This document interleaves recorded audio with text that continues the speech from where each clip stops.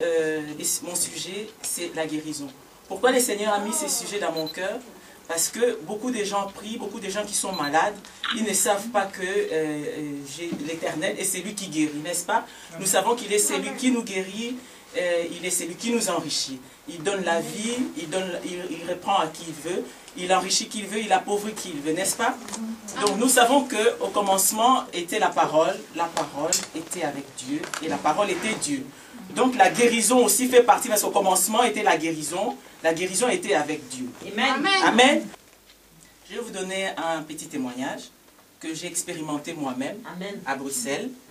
Donc il y a eu une famille où leur seul fils unique était tombé malade. Donc ils ne comprenaient pas qu'est-ce qu'il avait, ils ont amené à l'hôpital, ils ont trouvé que l'enfant avait les tumeurs au cerveau. Et ils ont fait tout ce qu'ils pouvaient faire, et le médecin les a dit, écoutez, on vous donne 6 mois, l'enfant va mourir. Et étant donné qu'eux, ils sont des Européens, ils ne connaissent pas très bien vraiment les histoires des dieux, ils étaient dans tous leurs états. Et un jour, quelqu'un les a parlé, d'aller voir, de venir me voir, de me parler de ça. Bon, bref, quand ils sont venus, ils m'ont fait comprendre que Dieu, pour eux, ça ne représentait rien. Mais puisqu'ils sont arrivés au bout, vous savez, quand on arrive au bout et que la médecine vous dit c'est fini, on n'a plus le choix. Donc en fait, le médecin dans leur dossier, ils mettent un point. C'est fini, donc on n'attend plus que la mort. Alors c'est à ce moment-là, si on prend conscience que Yeshua est celui qui guérit, Jésus, quand il rentre dans ta vie, prend ces points-là et transforme ça en virgule. C'est-à-dire continuité. C'est moi qui est l'Éternel qui te guérit. Il transforme ta vie. Bon voilà, les choses se sont passées et je suis rentré en prière. Le lendemain, je suis allé voir cet enfant où je l'ai vu. C'est un garçon de 19 ans qui avait du mal à s'asseoir sur sa chaise parce qu'il avait vraiment la tête, tous les cheveux étaient tombés des chimios et tout ça. Et je rentre, ses parents croyaient peut-être que j'allais faire des démonstrations extraordinaires. Non, j'arrive, je parle, je lui fais accepter Jésus, je lui parle de Jésus, je fais ce que mon père spirituel m'a toujours appris.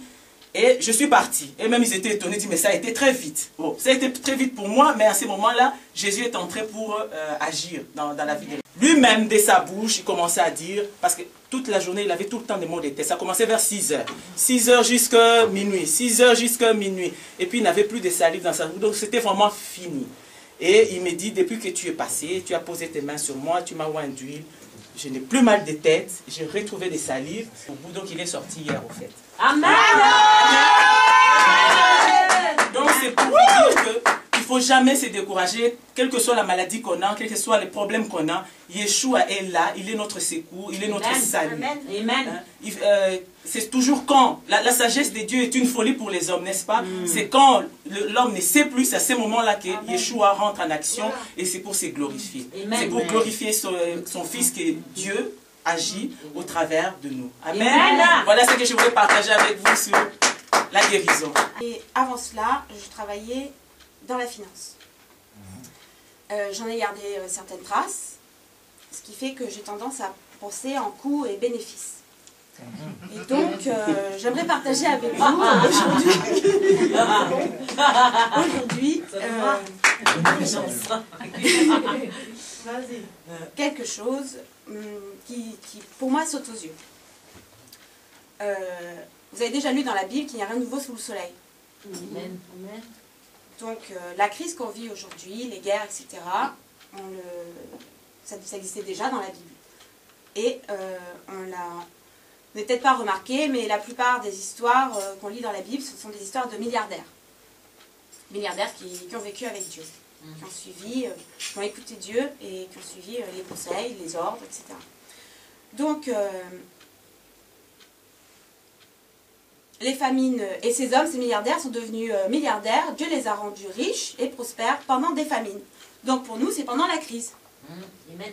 Et aujourd'hui, on vit une crise économique, financière, immobilière, sociale. C'est la crise globalisée, globalisante. Donc j'aimerais voir avec vous quel est ce contrat que ces hommes ont passé avec Dieu, qui est toujours disponible aujourd'hui. Donc c'est tout simple. Dans un contrat d'assurance vie, il y a 2 parties. Il y a la banque, celui qui fournit le contrat, et il y a vous. Qu'est-ce que vous allez gagner, vous, dans ce contrat? Vous allez gagner toutes les promesses qui sont dans la Bible. c'est-à-dire, donc là c'est la partie de Dieu, là c'est votre part, on va dire l'âme. Vous allez gagner la prospérité,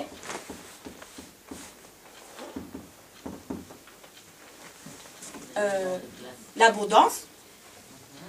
Qu'est-ce qu'il y a encore? Vous avez déjà lu la Bible? Bien sûr. Il y a des promesses qui vous intéressent. La vie éternelle, la vie éternelle. La vie éternelle, la bénédiction, la bénédiction, hop. La bonne santé. On avait dans la prospérité. Bon, voilà. Maintenant, quelle est votre part? C'est intéressant de savoir qu'est-ce qu'on doit faire pour avoir tout ça. Bien, je vais vous l'expliquer. Très bien. Il faut déjà qu'on se mette d'accord sur un point, c'est que la pauvreté, ce n'est pas dû à des mauvais diplômes, ou à la naissance, ou à l'origine sociale, etc. La pauvreté, on nous l'explique dans Proverbe 13, verset 18. La pauvreté et la honte sont le partage de celui qui rejette la correction, mais celui qui a égard à la réprimande est honoré. Amen. Ensuite, on nous lit dans Proverbe 10, 22 que c'est la bénédiction de l'Éternel qui enrichit. Amen. Donc, on est tous d'accord que la pauvreté, c'est une malédiction. Et ce n'est pas une question de diplôme, d'intelligence, comme on peut souvent l'entendre. Alors, donc la pauvreté et la honte sont le partage de celui qui rejette la correction. Quand on regarde, la Bible est écrite en hébreu. Quand on regarde le mot hébreu utilisé qui est traduit par correction, c'est le mot moussar. Moussar, c'est aussi le mot qu'on retrouve dans le verset qui dit que le châtiment de la paix est tombé sur lui. Donc, châtiment, correction, c'est moussar. En fait, ça signifie aussi enseignement. Donc, on parle de l'enseignement de la paix. Je vais le noter. C'est l'enseignement de la paix. Je vais vous l'écrire en hébreu. C'est Moussar Shalom. En hébreu, à chaque lettre correspond une valeur numérique. Donc pour Moussar, ça fait 306. Pour Shalom, c'est 376. La différence, c'est 70. C'est le sod. Le secret. Donc l'enseignement de la paix, c'est l'enseignement des mystères, des secrets. Amen. Amen, amen. Mais ce ne sont pas que n'importe quels secrets. Ce sont les secrets, les mystères de Christ. Les mystères qui sont cachés, qui sont voilés par les Écritures. Et ces mystères ont pour but de créer, de nourrir, de donner vie à un esprit en vous. Parce que le but de Dieu dans ce contrat, c'est de former un esprit en vous. Il veut vivre en vous. Il veut former un esprit saint en vous. Il veut mettre une part de lui-même en vous. Donc pour cela, vous devez passer de votre état d'âme naturelle, homme normal, animal, voyez, à l'état de fils. Amen. Pour avoir accès à tout ça. Ok? Donc ça passe par l'enseignement des mystères qui concerne Christ. C'est donc la part de... Ici, ça va être donc c'est la partie où vous allez percer des mystères. Et donc tout ça, ça signifie changer votre mentalité, renouveler votre intelligence. Amen. Oui. Donc vous allez devenir une autre personne. Parce qu'en fait, vous n'êtes plus naturel, vous allez devenir un esprit qui vit dans un corps. Ok? D'ailleurs, on nous dit, dans Colossiens 3,4, « Quand Christ, votre vie, paraîtra, alors vous paraîtrez aussi avec lui dans la gloire. » Amen. Voilà. Donc, pour qu'il paraisse, il faut suivre tout cet enseignement. Alors, ça ne va pas être facile. Hein. Je vous préviens, il faut vraiment le vouloir. Mais ça, c'est votre part d'investissement. Il va falloir aller jusqu'au bout. Donc, c'est pas mal d'épreuves. Il va falloir tenir jusqu'au bout, parce qu'après, vous avez le bénéfice de votre contrat.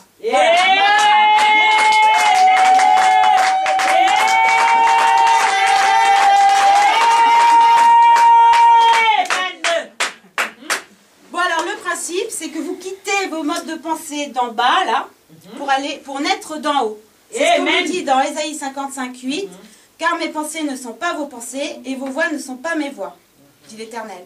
Autant les cieux sont élevés au-dessus de la terre, autant mes voix sont élevées au-dessus de vos voix. Donc, toutes les pensées du style c'est sur la terre on galère, c'est au ciel qu'on prospère là, avec tout l'or, etc. C'est la fin du monde, etc. Tout ça c'est faux. D'ailleurs, la fin du monde, on va revenir au temps messianique. Amen. Parce que dans la Bible, il y a plusieurs façons de dire la même chose, voyez. Donc ici, par exemple, vous avez les souffrances de Christ. Alors les souffrances, c'est pas supporter sa belle-mère, etc. C'est bien ça. C'est petite souffrance, hein. Ou la maladie. La souffrance de Christ, c'est le processus de renouvellement de l'intelligence, vous voyez. C'est tout ce processus-là. Donc, ce que je disais pour les moissons, donc ici, c'est le temps des semailles. Vous voyez, celui qui sème... vous connaissez le verset? En pleurant. Voilà. Ici, c'est la moisson. La moisson, donc quand le verset qui dit la moisson, c'est la fin des temps, en fait, la moisson, c'est quand Christ paraît. Vous voyez? Il paraît, vous paraîtrez avec lui dans la gloire. Amen. Voilà. Donc j'espère que... Alors dans tout ça, oui, quand même, un détail qui compte, on va parler des frais de gestion. Dans tout ça, bon, il faut quand même vous confier dans le Seigneur parce que tout ça, ça ne se fait pas comme ça, juste par volonté, hein, c'est difficile. Donc il va falloir, pour arriver jusqu'au bout, il vous donne des yeux pour voir, des oreilles pour entendre et un cœur pour comprendre. Sans ça, c'est pas possible. Donc il va falloir vous confier en lui, mais... Dans 1 Pierre 5,10, on nous dit « Le Dieu de toute grâce qui vous a appelé en Jésus-Christ à sa gloire éternelle, après que vous aurez souffert un peu de temps, vous perfectionnera lui-même, vous affermira, vous fortifiera et vous rendra inébranlable. » Donc si vous vous confiez en lui et que vous tenez jusqu'au bout, vous aurez votre bénéfice. Amen. Et dans ceci, la Bible est... Comme il est écrit dans Proverbe, que Dieu a caché des secrets dans la Bible, qu'il désire que chacun de nous aille les chercher. C'est pas, il a caché des mystères, il a caché des secrets, il a caché des choses qu'il aimerait que nous allions découvrir. Ok? Et entre autres, dans plusieurs endroits dans la Bible, il est dit souvent qu'une telle et telle chose a eu lieu, mais après ça, qu'il n'y a plus eu. Comme par exemple Moïse, il est dit qu'il était le plus humble des personnes et qu'il n'y a point eu comme lui après. La même chose avec la reine de Séba, qu'elle a apporté un tas d'aromates et il n'y a point eu d'autre comme elle, qu'elle a apporté. Okay? Et il y en a un autre, entre autres, qui m'a assez interpellée une fois, et c'est ce qui s'appelle... depuis l'hébreu, du bois d'Almoug ou album, ça dépend comment c'est appelé. Mais ceci est traduit en français par du bois de santal. Et ça se trouve dans 1 Roi, chapitre 10, verset 12, et que Salomon a utilisé pour la construction du temple. Il est dit, et le roi fit avec le bois de santal des balustrades pour la maison de l'Éternel et pour la maison du roi, et des arcs et des luttes pour les chantres. Et il ne vint plus de ce bois de santal, et on n'en a plus vu jusqu'à ce jour. Alors je veux savoir comment ça se fait qu'il n'avait plus jusqu'à ce jour. Et de quoi il s'agissait. Premièrement, le mot balustrade, qui est traduit en français par balustrade, ça indique l'élément de support. Mais en fait, c'est aussi, ça représente plutôt des piliers. Et un pilier, représente en fait les apôtres et les prophètes qui soutiennent la maison. Ce sont les points qui sont fermes et qui soutiennent la maison. Okay? Et ceux-ci, comme je l'ai dit, sont assez rares parce que Dieu en élève maintenant. Mais on va voir maintenant pourquoi, comme je dis, pourquoi ce bois était plus particulier et pourquoi il n'y en avait plus. Non, on va partir d'un petit endroit parce que je vais montrer encore en plus de ça autre chose. En hébreu, chaque lettre et chaque mot a une fonction. Ok? Et tout ce que Dieu crée une fonction. Okay? Et il voit, chaque chose qu'il fait doit être bon. Et ce qu'il crée doit apporter un profit. Okay? Ça doit nous profiter d'une façon quelconque. Okay? Comme par exemple, puisqu'il est question d'arbres, si on regarde un arbre, okay? On est souvent bien content de pouvoir nous abriter sous les branches, sous le feuillage, surtout quand il y a le soleil qui tape, ça fait du bien. Okay? Mais ça, c'est ce que nous voyons seulement. On voit simplement la représentation. Ça, c'est simplement le charnel, le point de vue naturel, ce qu'on voit simplement avec les yeux. Mais maintenant qu'on est un petit peu plus éduqué, peut-être que dans le temps, je ne sais pas, enfin bref, on sait que la fonction d'un arbre, en particulier des feuilles, c'est de transformer l'air, l'atmosphère, le gaz carbonique en oxygène. Okay? Mais ça, on ne le voit pas. Mais ça, c'est sa fonction cachée. Okay? Et en plus de ça, à part que du bien-être, du profit que ça rapporte, qui ôte la saleté de l'air pour pouvoir nous donner la vie, okay? C'est ça, justement, une de ces fonctions que Dieu a créées et qui doit être bonne, qui doit être profitable. Okay? Donc, je disais avec chaque lettre chaque lettre et chaque mot donc a une fonction. Okay? Contrairement à... Non, c'est bon là, c'est bon. Je vais commencer par vous indiquer quelques petites lettres.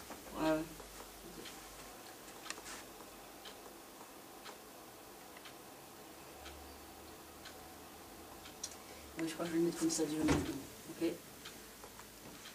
Ok. Aleph, qui est la première lettre de l'alphabet hébreu, okay, peut être aussi est composé d'autres lettres, en fait. Dans ce cas-ci, bon, ben, ça serait ici la lettre Yod, la même chose ici, et puis celle au milieu, c'est un Vav. Ok, ça c'est Aleph. J'écris trop petit, je crois. Hein. Et chaque lettre, comme a une valeur numérique, ou bien une valeur numérique de rang ou ordinal, okay, de 1, 2, 3, 4, 5, 6, 7, 8, et ainsi de suite, ou une valeur absolue, qui a donc une richesse, un poids dans cette lettre. Okay? Dans ce cas-ci, je vais simplement prendre la valeur ordinale, qui revient à 10, plus 10, de Yod et Yod, plus 6, qui est le Vav. Le total 26. Important. Important. La deuxième lettre de l'alphabet, c'est la Bet. Okay? Et puis là, on retrouve la même chose. Mais ça, il est dit que le Bet est formé de 3 Vav. Ou, ok, 6, 6, 6. Non, ça, c'est pas le 6, 6, 6 de la bête, ok? Ça, c'est autre chose, parce que c'est 3 fonctions. C'est effectivement le numéro de l'homme, 6, qui est représentant du numéro de l'homme, mais comme c'est fois 3, c'est la perfection, ça donne la vie, ça doit être quelque chose qui doit avoir une vie, ok? Donc là, c'est votre numéro 18, ou, enfin, je parlais là-dedans, Quand on arrive à la troisième lettre, qui est en fait celle qui est le pilier de mon enseignement pour le moment, c'est la lettre Gimel. Ok? Gimel, donc, qui est la troisième lettre, mais est aussi appelée environ comme ça. Cette lettre-ci,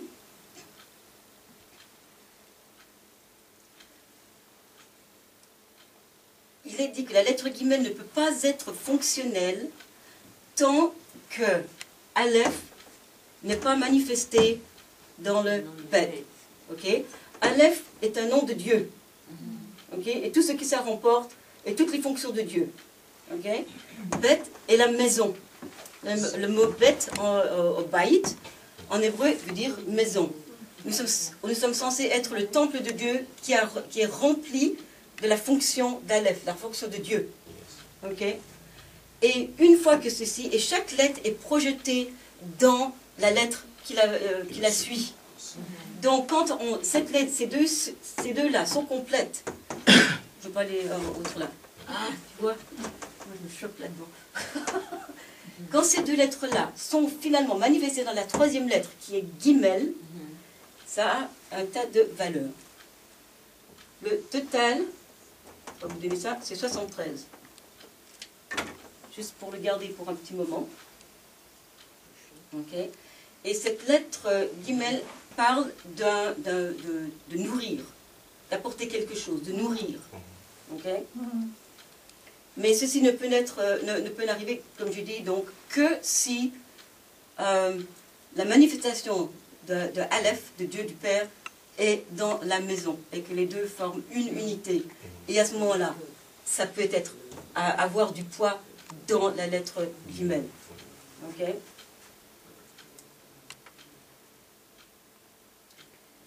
Donc ça parle que c'est une activité en fait de Dieu, cette fonction de rentrer. Bon, on va voir maintenant qu'est-ce que c'est entre autres cette activité. Proverbes, chapitre 1, versets 1 à 6, Salomon a dit dans ses proverbes que c'était pour connaître la sagesse et l'instruction, pour comprendre les paroles de l'intelligence, pour recevoir des leçons de bon sens, de justice, d'équité et de droiture, pour donner aux simples du discernement, aux jeunes hommes de la connaissance et de la réflexion, que le sage écoute et il augmente son savoir, et celui qui est intelligent acquérera de l'habileté pour saisir le sens de proverbes ou d'une énigme, des paroles des sages et de leur science, car la crainte de l'Éternel est le commencement de la science.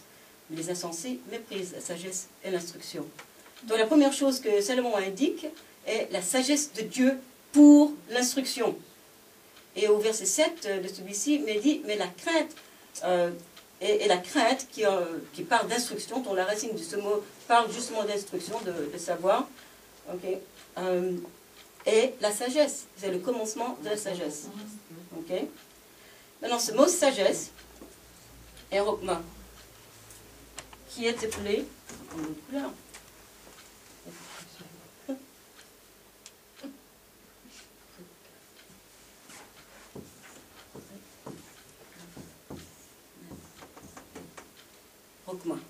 mais ça, la même chose, je ne vais pas remettre tous les numéros, ça a aussi la valeur 73.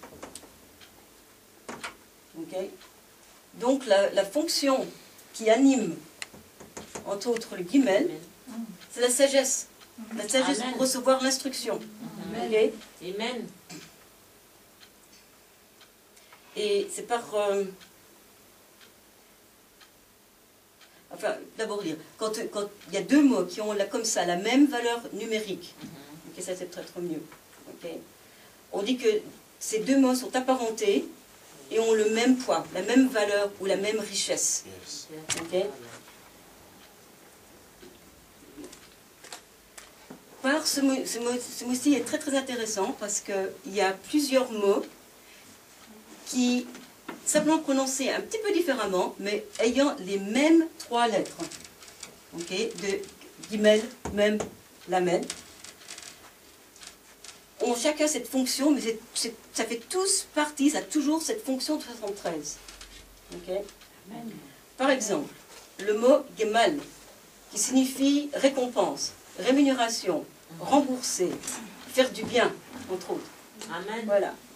Et nous avons aussi le mot Gamel, qui signifie mature.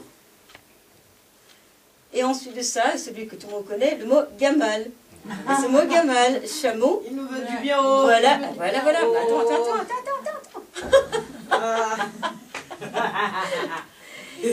Qui représente un animal, qui est en fait un animal du désert, mais qui est connu par sa fonction, qui peut aller pendant très longtemps dans le désert où il n'y a point d'eau, mais il peut quand même survivre. Pourquoi? Parce qu'il est rempli de toute cette sagesse.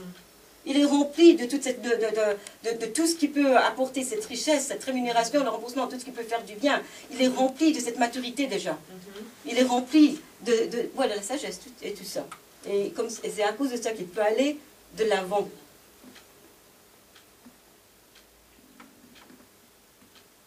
Et on va parce qu'il transporte. Non, par son dessin,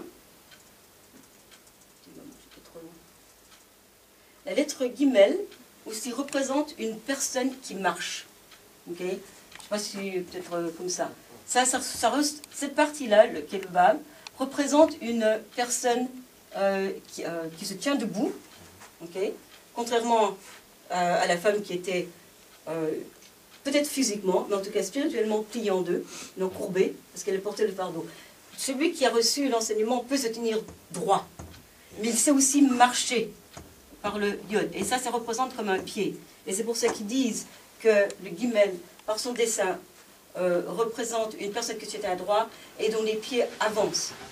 Donc si on met déjà tout ceci ensemble, de ce que j'ai eu jusqu'à présent, on comprend que celui qui est mature est devenu riche de la sagesse de Dieu et peut nourrir et faire du bien aux pauvres en esprit, ceux qui ne sont pas encore nés de l'ADN de Dieu par les mystères. Yes. Yeah. Amen. L'une des autres fonctions du guimel, il est dit, est sa capacité de neutraliser la dissemblance de deux forces contrastes et de les unir en une unité plus durable et complète, plus saine, plus équilibrée. Plus simplement, ça veut dire quoi? Attends, je viens. C'est ça que je t'explique. Okay. Ben, pour neutraliser, c'est déjà doter une puissance quelconque. Ok. Donc, je sais pas. Ok. Doter parce que c'est de neutraliser, doter la force de deux forces qui sont contrastes, qui sont opposées. Ouais. Voilà. Oh, c'est peut-être que je n'ai pas traduit ça convenablement. C'est pas grave, vas-y. C'est ça que je voulais dire. Ouais. Ouais, voilà. Ce sont deux forces qui s'opposent. Ok. Pour rendre quelque chose,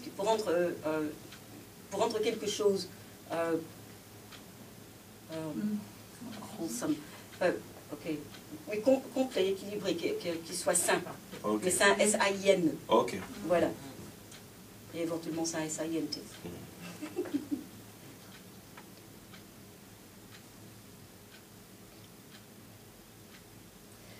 Mais ceci peut, pour avoir cette fonction, pour avoir cette capacité de pouvoir neutraliser ces forces qui s'opposent, okay, ne peut se faire que lorsque le guimel, ou ceux qui ont cette sagesse, ou qui reçoivent tout ceci,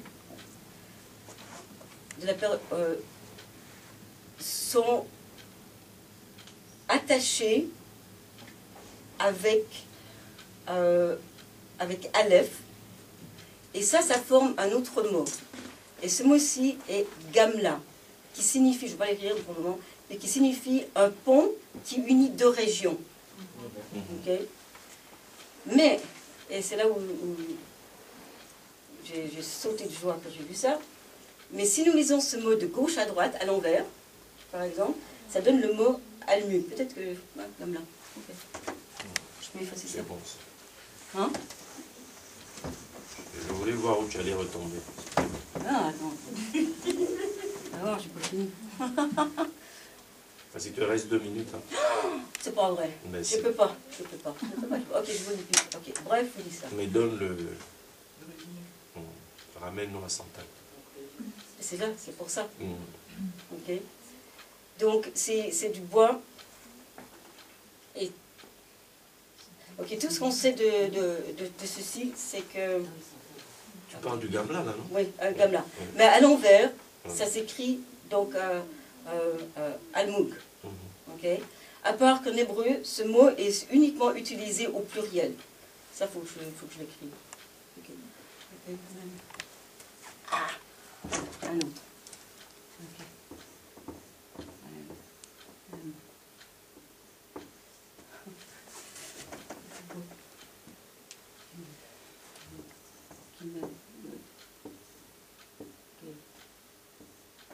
C'est bon, ok. C'est un petit peu difficile. Mais ça, puisque je dois raccourcir.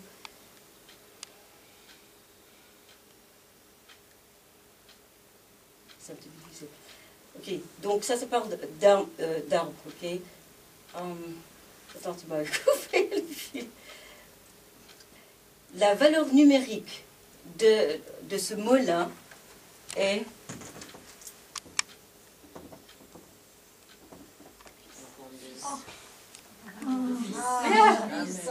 qui est aussi comme le Fils.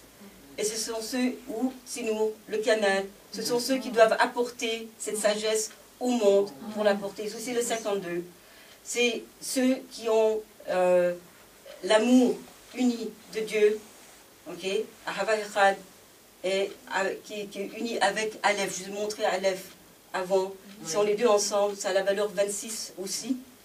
26, Ahava Echad et 26, ça fait 52. On arrive de nouveau au Fils ou à ces arbres. Avec ceci, ce sont ceux qui manifestent la gloire de Dieu. Ok, vous êtes la même chose, 26, 26, 52. Ce sont ceux donc qui manifestent tout ceci en eux. Mais ils arrivent seulement parce qu'ils ont reçu la sagesse des mystères, des choses qui étaient cachées en eux. Et c'est la sagesse que Salomon avait. Et c'est à cause de ceci que, comme la sagesse maintenant, on a à la fin de l'ère, où la sagesse de Dieu est manifestée, la sagesse cachée de Dieu est manifestée maintenant dans ses saints, et c'est pour ça que maintenant, il recrée ces arbres, des algumim, en nous, pour ce jour, le jour de l'Éternel. C'est non seulement jusqu'à ce jour maintenant, mais parce que maintenant on arrive au jour de l'Éternel. Ok? Et avec ça, ceux qui peuvent donc manifester ce guimel, peuvent maintenant unir, je ne sais pas encore traduire, c'est encore en anglais, peuvent encore unir, faire le pont dans ces deux régions qui sont le royaume de Dieu et le monde. Yes. Okay? Et à cause de ceci, on peut maintenant comprendre que c'est d'avoir cette capacité de neutraliser la dissemblance de deux forces qui se contrastent ou qui s'opposent, mais de pouvoir les unir en unité plus durable et complète, saine et équilibre, soit l'esprit renouvelé, maintenant, qui est un avec Dieu, par la compréhension des mystères, et ôter la compréhension charnelle ou la sagesse des hommes, la sagesse de ce monde. On peut applaudir. Amen.